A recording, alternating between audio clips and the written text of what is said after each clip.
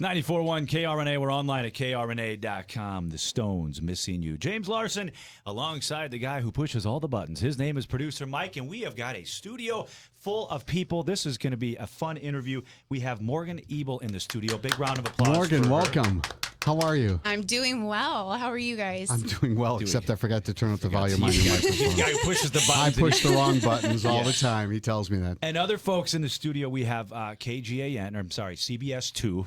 When I worked there, it was KGAN. CBS 2, Fox 28. We've got a reporter and a photographer here doing a story because Morgan is in studio. And Mike, why don't you set us up for exactly what we're talking about today? Well, about a week ago, I got a note from your mom, Deanna Griffith, and she's in the studio with us as well. And it explained something that I was unaware of.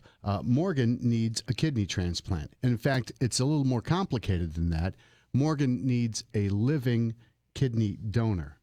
Yep, that would be correct. I want you to tell our audience exactly what happened when you were a young kid.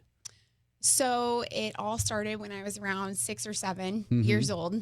The biggest thing that I remember is I was in soccer, and I remember my mom getting me ready for a soccer game, and I just wasn't having much of an appetite, just didn't have a whole lot of color. And I remember her specifically telling me, Morgan, you've lost a lot of your color. Like you just don't look like you feel good. And something was wrong. Yeah, something was wrong, and just did not feel like my normal self. Well, being 6, 7 years old, there should be no problem, having the energy of a 6 or 7 year old.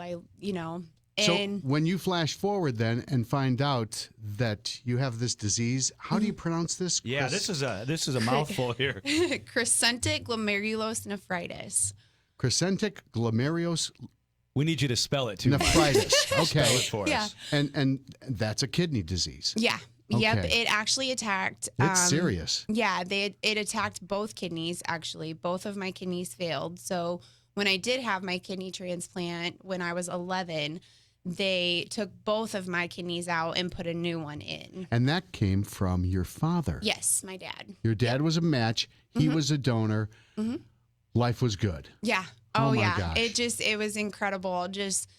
I actually remember waking up in the recovery room and just thanking him up and down, and saying thank you. And it was a miracle of modern science. It was a miracle, essentially, is what it was. And of love.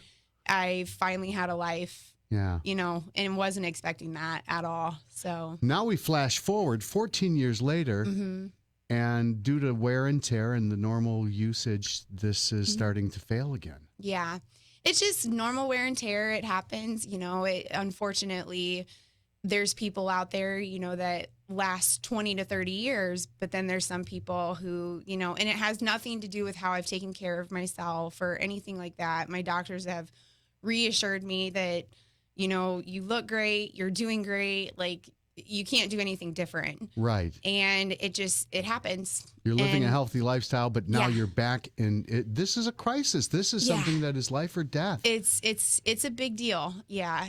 Right now, we're ahead of the ball game right now. And so, I'm still feeling really good and still really active. I have a dog at home and still going and doing things with friends and hanging out with everybody. And so I'm still enjoying life. So I don't want, anybody to think that I'm in a hospital sick or anything like that. I still have a life. But we do need to find you a kidney, right? And absolutely. That's the reason Morgan has joined us here on the KRNA morning show. Yeah. To basically let folks know that we're looking for a kidney, and that's not the easiest. And not just a kidney, but a living kidney donor. We're going to talk more about that and I also want to give a good shout out to the Kelowna News. They did an incredible story.